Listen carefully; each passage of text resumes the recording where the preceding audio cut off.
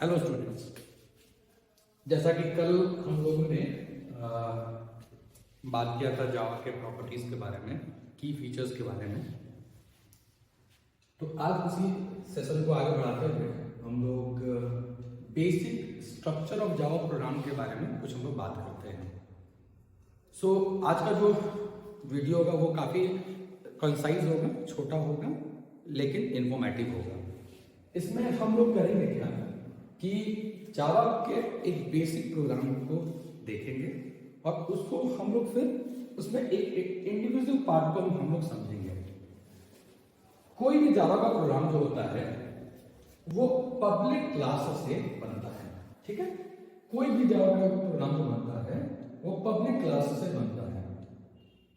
Since कल ही हम लोग बात कर रहे थे कि जावा जो है वो हमारा pure object oriented programming language है और pure object oriented programming language होने के कारण उसमें एक क्लास होगा कंपल्सरीली, और जिस क्लास के अंदर एक मेन फंक्शन होगा और उस क्लास को हम लोग मेन क्लास कहेंगे। उस क्लास को हम लोग मेन क्लास कहेंगे। हम मेन क्लास उसके नाम नहीं कर रहे हैं, मेन क्लास उस क्लास को कर रहे हैं। दूसरा इंपॉर्टेंट बात यह है कि जो मेन क्लास होगा उसी के नाम का मेरा जो होगा वो फाइल नेम होगा। तो ये प्रोग्राम को जब हम सेव करेंगे, जब हम अभी रन करके दिखाएंगे, तो उसका फाइल नेम भी जो होगा वो हेलो वर्ल्ड नाम से ही होगा। अच्छा, सिर्फ उतना ही नहीं, जिस फॉर्मेट में मैंने यहां पर लिखा है एग्जैक्टली उसी फॉर्मेट में उसको भी हम लोग लिखेंगे। तो यहां पर मैंने हेलो वर्ल्ड में एच मेरा जो है, हेलो वर्ल्ड में एच जो है मेरा कैपिटल है और वर्ल्ड का W भी मेरा कैपिटल है। तो जिस फॉर्मेट में मेरा ये है वही सेम फॉर्मेट में मेरा वहां पर फाइल नेम होगा और फाइल नेम का नाम होगा helloworld.java।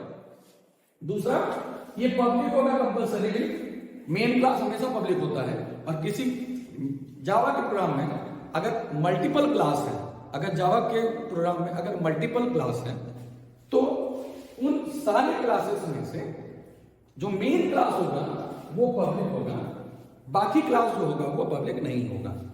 ये पब्लिक से ये मीन करते हैं कि इस क्लास को हम किसी भी पैकेज से, किसी भी क्लास से इसको हम कॉल कर सकते हैं, इस तक पहुंच सकते हैं, इसलिए इसको पब्लिक रखा गया है।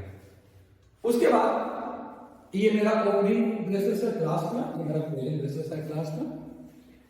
ये जो है ये मेरा मेन है। और जैसा कि मैंने बोला था कि C++ जो है इसी के ये ट्रेडिशन को फॉलो करता है जावा, और इसी ट्रेडिशन को फॉलो करते करते C++ जावा आया, तो वो कुछ चीजों को तो ये कॉपी किया है। और वो क्या चीज कॉपी किया है कि मेन वो पार्ट है जहां से कि जावा का C++ और C का प्रोग्राम एग्जीक्यूशन बिगिन करता है और वहीं पर एंड करता है। तो ये मेरा एंडिंग पार्ट है प्रोग्राम का, ये मेरा स्टार्टिंग पार्ट है, ये मेरा स्टार्टिंग पार्ट है प्रोग्राम का, यहां से मेरा स्टार्ट हुआ है। ये जो है ये मेरा स्टार्टिंग पार्ट है। तो इस ब्लॉक के अंदर जितना भी चीज रहेगा वो सारे के सारे जावा का प्रोग्राम का हिस्सा कहलाएगा और वो अपने से कॉल हो जाएगा और वहीं पे वो स्टार्ट और एंड होगा। मेन को पब्लिक बनाने के पीछे का फिलोसॉफी सिंपल सा फिलोसॉफी है कि अगर मेन अगर पब्लिक नहीं होता तो वो प्राइवेट या प्रोटेक्टेड होता, और दोनों ही केस में क्लास के बाहर ये एक्सेसिबल नहीं होता। और मुझे मेन ऐसा बनाना चाहिए था जो कि क्लास के बाहर, पैकेज के बाहर सब जगह एक्सेसिबल हो, इसलिए मैंने इसको पब्लिक बनाया। प्राइवेट मेन का कोई कॉन्सेप्ट नहीं है। प्राइवेट मेन का कॉन्सेप्ट होगा तो वो बाहर से कॉल ही नहीं होगा और वहां से फिर उसको एग्जीक्यूट नहीं कर पाएंगे। स्टैटिक बनाने के पीछे का मेरा रीजन ये है कि अगर हम उसको स्टैटिक नहीं बनाते तो मेन को कॉल करने के लिए हमको ऑब्जेक्ट बनाना पड़ता। ध्यान से मेरी बात को सुनना है। अगर वो स्टैटिक नहीं होता, नॉन स्टैटिक होता, तो वो ऑब्जेक्ट के सहारे कॉल होता और हम ऑब्जेक्ट के सहारे उस मेन को कॉल करते हैं। अब समस्या ये है मेरा कि मेन तो मेरा स्टार्टिंग पॉइंट है, तो अगर हम इसको स्टैटिक नहीं बनाते तो ये बन जाता मेरा नॉन स्टैटिक, और नॉन स्टैटिक बिना ऑब्जेक्ट का कॉल नहीं होता। और मेन तो पहला पार्ट है, तो मेन से पहले ऑब्जेक्ट बनाएंगे कहां? तो वो प्रॉब्लम वही रह जाएगा कि पहले हम मेन बनाए कि हम ऑब्जेक्ट बनाए, और इसका सोल्यूशन कुछ नहीं आएगा। इसका सोल्यूशन ये है कि हम इसको स्टैटिक बना देते हैं कि इसको कॉल करने के लिए मेन का झंझट को ही हटा देते हैं, इसको कॉल करने के लिए ऑब्जेक्ट का झंझट को ही हटा देते हैं और ऑटोमेटिकली ये कॉल हो जाएगा बिना ऑब्जेक्ट को क्रिएट किए। दरअसल हम लोग इसको स्टैटिक बनाए, इसको हम वॉइड बनाए। उसके पीछे रीजन है, वॉइड मतलब नथिंग टू रिटर्न। तो मेन कुछ रिटर्न नहीं कर रहा है, इसलिए हम लोग इसको वॉइड बना दिए, इसका रिटर्न टाइप। ये जो पार्ट है ये मेरा आर्गुमेंट पार्ट है, इसको कमांड लाइन आर्गुमेंट या कमांड लाइन पैरामीटर करते हैं। जावा में बाय डिफॉल्ट स्ट्रिंग आर्गुमेंट को कमांड लाइन पैरामीटर की तरह लेता है। ध्यान दिया जाए कि यहाँ पर स्ट्रिंग में एस कैपिटल लिखा हुआ है और यहाँ आर्गुमेंट में हम लोग ARGS लिखे हैं। ऐसा नहीं है कि हमेशा ARGS ही दिखाएगा, यहाँ पे कोई भी नाम हम लिख सकते हैं। एज पर आउट रिक्वायरमेंट हम STR भी लिख सकते हैं, यहाँ पर हम ABT भी लिख सकते हैं, कुछ भी लिख सकते हैं। ARGS एक पुराना एक ट्रेडिशन की तरह चला आ रहा है, इसलिए हम लोग भी लिखते हैं, सबको समझ में आता है इसलिए हम लोग इसको लिखते हैं, नाम कुछ भी दे सकते हैं। स्ट्रिंग का एस कैपिटल इसलिए है क्योंकि स्ट्रिंग जो है वो रैपर क्लास है और जावा में क्लास का एक कन्वेंशन है कि क्लास का पहला लेटर हमेशा कैपिटल होता है। क्लास का पहला लेटर हमेशा कैपिटल होता है। तो अगर हम यहाँ पर कंप्यूटर नाम का क्लास बनाएंगे तो C हमेशा कैपिटल होगा। ये कन्वेंशन है, उस कन्वेंशन को फॉलो करते करते पूरा स्ट्रक्चर बना। तो अब ये यहाँ पे एक रूल बन गया है और रूल ये है कि जब भी कोई स्टैंडर्ड क्लास जावा में रहेगा तो उसका पहला लेटर कैपिटल होगा और अगर एक से ज्यादा अगर उसमें वर्ड हैं तो हर वर्ड का पहला लेटर कैपिटल होगा। इस पार्ट को हम लोग बाद में अच्छे से डिस्कस करेंगे। ये साइन एरे का है, इसका मतलब ये एरे ऑफ स्ट्रिंग को एज एन आर्गुमेंट ये लेता है। ठीक है। system.out.println जो है, system.out.println जो हमने बनाया ये आउटपुट के लिए इस्तेमाल किया जाता है। सिस्टम का एस कैपिटल है, अगेन उसका रीजन वही है। out.println ये स्टेटमेंट से आउटपुट होता है। एक स्पेशल वीडियो बना लेंगे हम लोग इनपुट आउटपुट के लिए बाद में।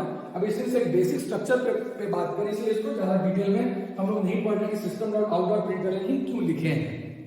दूसरा, डबल कोट में जो भी चीज लिखा रहता है वो स्ट्रिंग होता है। जावा में C और C++ की तरह डबल कोट स्टैंड करता है स्ट्रिंग के लिए और सिंगल कोट स्टैंड करता है कैरेक्टर के लिए। तो यहां पर स्ट्रिंग कांस्टेंट डाले हैं डबल कोट में, ये मेरा स्टेटमेंट है। हर एक स्टेटमेंट के लास्ट में सेमीकोलन आता है। ठीक है। तो यहां पर ये जो स्टेटमेंट मेरा टर्मिनेट होगा, अभी कोड में दिखाएंगे हम, ये जो मेरा स्टेटमेंट टर्मिनेट होगा उसके लास्ट में सेमीकोलन रहेगा और जितने भी स्टेटमेंट एग्जीक्यूटेबल होंगे सारे स्टेटमेंट जो है वो सेमीकोलन से टर्मिनेट होते हैं ना। अब हम लोग इसको कंपाइलर में एग्जीक्यूट करके हम लोग दिखाते हैं। तो जो ऑनलाइन कंपाइलर हम यूज कर रहे हैं वो ऑनलाइन, ये हमारा ऑनलाइन कंपाइलर है, ये हमारा अपने कंपनी का ऑनलाइन कंपाइलर है। इस कंपाइलर में हम लोग इसको एग्जीक्यूट करके देखते हैं।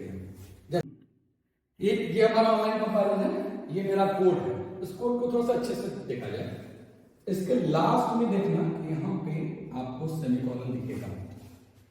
ये सेमीकोलन ये बात को बताता है कि ये स्टेटमेंट यहाँ पर एंड करता है। ठीक है। मैंने पहले ही बोला था कि जो नाम का क्लास होगा वही नाम का फाइल होगा। हेलो वर्ल्ड नाम का क्लास है, हेलो वर्ल्ड नाम का फाइल है। हेलो वर्ल्ड नाम का क्लास है, हेलो वर्ल्ड नाम का फाइल है। ठीक है। जो मेरा फाइल का नाम है वो नाम है हेलो वर्ल्ड जावा और मेरा क्लास का नाम है हेलो वर्ल्ड जावा। एक बात का ध्यान रखना, हेलो वर्ल्ड में H और W यहाँ भी कैपिटल है, H और W यहाँ भी कैपिटल है।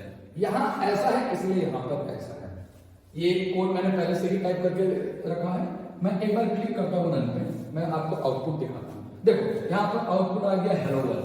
तो ये जो आउटपुट हेलो वर्ल्ड आया है, ये आउटपुट हेलो वर्ल्ड इसीलिए आया है क्योंकि मेरा जो यहाँ पे जो आउटपुट था वो मैंने system.out.println में हेलो वर्ल्ड डाला था। अब मैं एक चीज करके दिखाता हूँ, मैं यहाँ पर कुछ चेंज कर देता हूँ। ठीक है। तो मैं यहाँ पर जाकर यहाँ पर वेलकम टू जावा और मैं सिंपली लिखता हूँ जावा प्रोग्रामिंग। ठीक है। Welcome to Java. अब क्या हुआ ना कि ये मेरा स्ट्रिंग कांस्टेंट बन गया। मैं जब इसको रन करूंगा तो यही रन करेगा। आउटपुट आ गया। तो ये एक सिंपल सा डेमोन्स्ट्रेशन है कि मेरा एक बेसिक जावा का स्ट्रक्चर प्रोग्राम का कैसा होगा। ठीक है। यहां पर हम इस वीडियो को एंड करते हैं और नेक्स्ट वीडियो में कुछ ऑपरेटर्स का हम लोग इस्तेमाल करते हैं जिनसे कि कुछ एक्टिविटी करवाते हैं हम लोग प्रोग्राम में। Thank you.